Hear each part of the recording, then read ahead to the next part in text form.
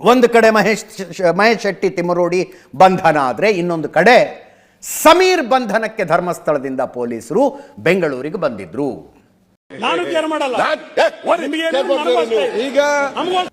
ಬನ್ನೇರುಘಟ್ಟದ ಹತ್ರ ಮನೆ, ತಾಯಿ ಜೊತೆಗೆ ಸಮೀರ್ ವಾಸವಾಗಿರೋದು ಬನ್ನೇರುಘಟ್ಟ ಹತ್ತಿರದ ಮನೆಯಲ್ಲಿ.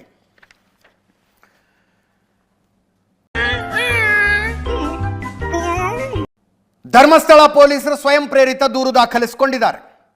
ಕಾಲ್ಪನಿಕವಾಗಿ ಸೃಷ್ಟಿಸಿಕೊಂಡು ವಿಡಿಯೋ ಮಾಡಿರೋದು, ದೂತ ಎನ್ನುವ ಯೂಟ್ಯೂಬ್ ಚಾನೆಲ್ನಲ್ಲಿ AI ಟೂಲ್ ಬಳಸಿ ವಿಡಿಯೋ ಮಾಡಿದ್ದು,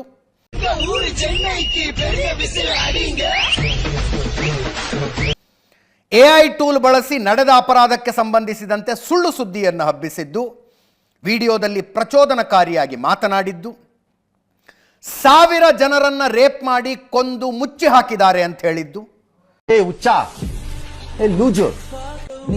ಬ್ರೈನ್ ಇದೆಯಾ ಇಲ್ವಾ? ಫಸ್ಟ್ ಆಫ್ ಆಲ್ ಇದನ್ನ ಕೇಳಿದರೆ ನಿಮ್ಮ ರಕ್ತ ಕುದಿಯೋದಿಲ್ವಾ ಅಂತ ಜನರನ್ನ ಪ್ರಚೋದಿಸಿದ್ದು. ನಾನು ಇದರಲ್ಲಿರೋದು ಸುಮೋಟೋ ಕೇಸ್ನಲ್ಲಿರೋದು ಹೇಳ್ತಾ ಇದ್ದೀನಿ. ಇದನ್ನು ಕರ್ನಾಟಕದ ಮೂಲೆ ಮೂಲೆಯಲ್ಲಿರುವ ಜನ ಬೀದಿಗಿಳಿದು ಪ್ರತಿಭಟಿಸಿ ಅಂತ ಹೇಳಿದ್ದು. ನೀವು ಒಟ್ಟಿಗೆ ಅಂತಂದ್ರಿ ಸರ್, ಅಂದಿನೈತಿ ಹೋಗಿ ನೀವು ಈ ಅನ್ಯಾಯದ ವಿರುದ್ಧ ಪ್ರತಿಯೊಬ್ಬರು ಧ್ವನಿ ಎತ್ತಬೇಕು ಅಂದಿದ್ದು, ಉದ್ದೇಶಪೂರ್ವಕವಾಗಿ ಸಾರ್ವಜನಿಕರನ್ನು ಉದ್ರೇಕಗೊಳಿಸುವಂತಹ ಹೇಳಿಕೆ ಕೊಟ್ಟಿದ್ದು, ಸಾರ್ವಜನಿಕ ನೆಮ್ಮದಿಗೆ ಭಂಗ ತರುವ ಉದ್ದೇಶದೊಂದಿಗೆ ಹೇಳಿಕೆಗಳನ್ನು ಕೊಟ್ಟಿದ್ದು.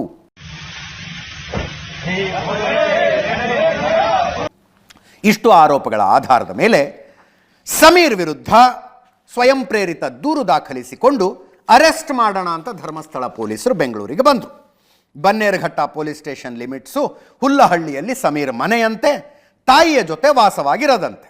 ನನ್ನ ಮೇಲೆ ನನಗೆ ವಿಲ್ ಪವರ್ ಇದೆ ಸರ್, ನನ್ನ ಮೇಲೆ ನನಗೆ ಕಾನ್ಫಿಡೆನ್ಸ್ ಇದೆ ಸರ್. ಕೋಳಿ ಮೊಟ್ಟೆನ ಆಚೆಯಿಂದ ಹೊಡೆದ್ರೆ ಆಮ್ಲೆಟ್ ಆಗುತ್ತೆ, ಅದೇ ಮೊಟ್ಟೆ ಒಳಗಡೆಯಿಂದ ಹೊಡೆದ್ರೆ ಮರಿ ಆಚೆ ಬರುತ್ತೆ. ಅಲ್ಲೊಂದು ಅಪಾರ್ಟ್ಮೆಂಟ್ನಲ್ಲಿ ತಾಯಿಯ ಜೊತೆ ವಾಸವಾಗಿರೋದು. ಪೊಲೀಸರು ಕರೆಕ್ಟಾಗಿ ಮೊಬೈಲ್ ಲೊಕೇಶನ್ ಎಲ್ಲಿದೆ ಅನ್ನೋದನ್ನು ನೋಡ್ಕೊಂಡೇ ಬಂದಿದ್ದಾರೆ. ಮನೆಗೆ ಬಂದಾಗ ಗೊತ್ತಾಗಿದ್ದು ಪೊಲೀಸರಿಗೆ, ಅಲ್ಲೆಲ್ಲೆಲ್ಲೆಲ್ಲೆ ತಲೆ ಚುರುಕಾಗಿದೆ ಇದು ಅಂತ. ಮೊಬೈಲ್ ಮನೇಲೇ ಇದೆ, ಆನ್ ಇದೆ, ಚಾರ್ಜಿಗೆ ಹಾಕ್ಕೊಂಡಿದೆ. ಬಟ್ ಸಮೀರ್ ಇಲ್ಲ, ಗೊತ್ತು ಹುಡುಕೊಂಬರ್ತಾರೆ ಅಂತ. ಚಿಕ್ಕಮ್ಮನ ಮಗನ ಮೊಬೈಲ್ ಇಟ್ಕೊಂಡು ಓಡೋಗ್ಬಿಟ್ಟಿದ್ದಂತೆ ಅಣ್ಣ. ಪಕ್ಕದ ಮನೆಯವ್ರು ಮಾತಾಡ್ತಾರೆ, ಆಶಾ ಅಂತ, ಕೇಳಿಸ್ಕೊಳ್ಳಿ ಒಮ್ಮೆ.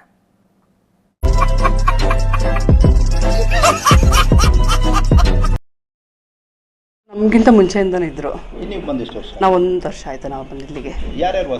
ಅವ್ರ ಅಮ್ಮ ಮಗ ಇಬ್ಬರೇ, ಅಮ್ಮ ಮಗ ಇದ್ರು. ನೀವು ಅವ್ರು ನಿಮ್ಮ ಹತ್ರ ಏನು ಮಾತಾಡ್ತಿದ್ರ? ಅವ್ರ ಅಮ್ಮ ನಾವು ಸ್ವಲ್ಪ ಮಾತಾಡ್ಕೊಂಡು ಕ್ಲೋಸ್ ಆಗಿದ್ವಿ. ಏನ್ ಅವ್ರ ತಾಯಿ ಹೆಸರು? ಅವರು ಅಫ್ರೋಜಾ. ಹುಡುಗನ್ ನೀವು ನೋಡ್ಲೇ ಇಲ್ಲ? ಅದೇ ನೋಡಿದೀವಿ, ಇಲ್ಲ ಅಂತಲ್ಲ. ನಮ್ಗೆ ಅವ್ರಿಗೂ ಮಾತಾಡ್ತಿರ್ಲಿಲ್ಲ, ಕಾಂಟ್ಯಾಕ್ಟ್ ಇಲ್ಲ. ಯೂಟ್ಯೂಬ್ ಎಲ್ಲ ಬಂದ್ಮೇಲೆ ನೋಡಿದೀವಿ. ಇದು ಇಲ್ಲಿ ಇದೆಲ್ಲ ಸುದ್ದಿ ಆದ್ಮೇಲೆ ನಾವು ಅವ್ರನ್ನ ಸರಿಯಾಗಿ ನೋಡೇ ಇಲ್ಲ.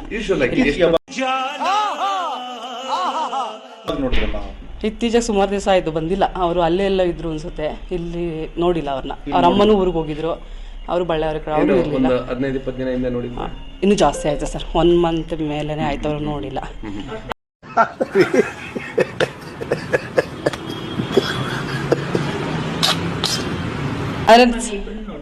ಇಲ್ಲ, ಅವ್ರು ಊರಿಗೆ ಹೋಗಿದ್ರು. ಅವ್ರಮ್ಮ ಬಂದಿದ್ರು, ಅವ್ರಮ್ಮ ನೋಡಿದ್ದೀವಿ. ಇವತ್ತು ಅವ್ರಮ್ಮ ನೋಡಿದ್ರ ನೀವು? ಅವ್ರಮ್ಮ ಇದ್ರಲ್ಲ. ಯಾವ ಊರು ಅಂತ ಏನಾದ್ರು ಹೇಳಿದ್ರು? ಅವ್ರು ಬಳ್ಳಾರಿ ಕಡೆಯವರು, ಅಲ್ಲಿ ಅವರು, ನಾವು ಇಲ್ಲಿ ಅವರಲ್ಲ. ಹೋಗಿ ಒಂದು ಅರ್ಧ ಗಂಟೆಯಲ್ಲಿ ಅದೇನಿದೆ ಗೊತ್ತಿಲ್ಲ. ಅಂದ್ರೆ ಅವ್ರು ಅಫ್ರೋಜ್ ಅವರು ಬಳ್ಳಾರಿ ಕಡೆಯವರು ಅಂತ. ಇಲ್ಲಿರೋರ್ಗೆ ಯೂಟ್ಯೂಬ್ ಅಲ್ಲಿ ಅವ್ರ ವಿಡಿಯೋ ಬಿಟ್ಟ ಮೇಲೆ ನಮ್ಗೆಲ್ಲ ಸ್ವಲ್ಪ ಅವರು ಯೂಟ್ಯೂಬ್ ಅವರು ಇವ್ರು ಇಲ್ಲಿರೋ ಅಂತ ಗೊತ್ತಾಗಿದೆ. ಅಷ್ಟು ಯಾರ ಜೊತೆ ಇಲ್ಲಿರೋ ಈ ಏರಿಯಾದಲ್ಲಿ ಇರೋರಿಗೆ ಯಾರಿಗೂ ಗೊತ್ತಿಲ್ಲ. ಅವ್ರು ನಮ್ಗಿಂತ ಮುಂಚೆಯಿಂದನೇ ಇದ್ರು. ನಿನ್ನಲ್ಲೇ ಸೆಂಟ್ರ್ ಜಾಗದಲ್ಲಿ ಗುಂಡಿ ಓಡಿಸ್ಬಿಡ್ತೀನಿ, ಒಳಗಡೆ 6 ಅಡಿಗೆ 8 ಅಡಿ ಓಡಿಸ್ತೀನಿ. ಕಂಪ್ಲೇಂಟ್ ಹಿಂದೆನೇ ರಿಜಿಸ್ಟರ್ ಆಗಿದೆ, 1-2 ನೋಟಿಸ್ಗಳು ಕೂಡ ಹೋಗಿದ್ದಾವೆ. ಸಮೀರ್ ಉತ್ತರ ಅಂತ ಇದಕ್ಕೆ, ನನ್ನ ವಿರುದ್ಧ ದಾಖಲಾದ ದೂರಿನ ಬಗ್ಗೆ ಪತ್ರ ಬರಿತಾ ಇದ್ದೀನಿ. ನನ್ನ ವೈಯಕ್ತಿಕ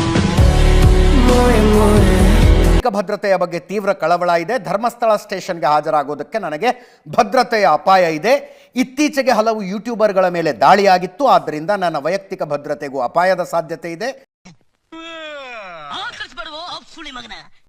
ಪರ್ಯಾಯ ವ್ಯವಸ್ಥೆ ಮಾಡಿ ಅಂತ ಕೋರ್ತೇನೆ. ವಿಚಾರಣೆಯನ್ನ ನನಗೆ ಭದ್ರತೆ ಸಿಗುವ ಠಾಣೆಯಲ್ಲಿ ಮಾಡಿ. ಧರ್ಮಸ್ಥಳದಲ್ಲೇ ವಿಚಾರಣೆ ಆದರೆ ಸೂಕ್ತ ಭದ್ರತೆ ಒದಗಿಸಬೇಕು. ವಿಡಿಯೋ ಕಾನ್ಫರೆನ್ಸ್ ಮೂಲಕ ವಿಚಾರಣೆಗೆ ಹಾಜರಾಗೋದಕ್ಕೆ ಅವಕಾಶ ಮಾಡಿಕೊಡಿ.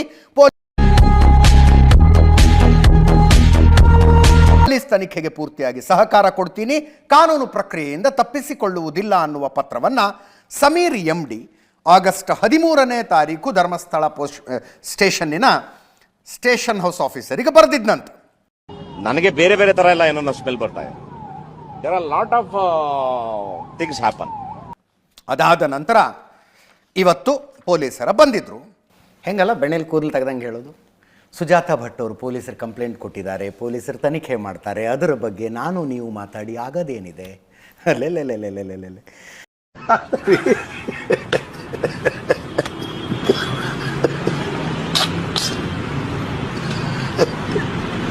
ಅಷ್ಟೇ ಹೇಳೋದು ಸ್ವಾಮಿ. ನಾವು ಅನಾಮಿಕ ದೂರುದಾರ ಪೊಲೀಸರಿಗೆ ಕಂಪ್ಲೇಂಟ್ ಕೊಟ್ಟಿದ್ದಾನೆ, ಪೊಲೀಸರು SIT ರಚನೆ ಮಾಡ್ಕೊಂಡು ತನಿಖೆ ಮಾಡ್ತಾ ಇದ್ದಾರೆ.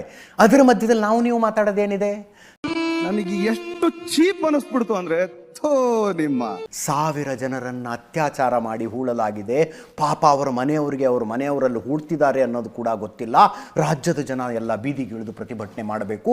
ಇದನ್ನೆಲ್ಲ ನೋಡ್ತಿದ್ರೆ ನಿಮಗೆ ರಕ್ತ ಕುದಿತಾ ಇಲ್ವಾ ಅಂತ ಮಧ್ಯದಲ್ಲಿ ಮಾತಾಡೋದೇನಿತ್ತು?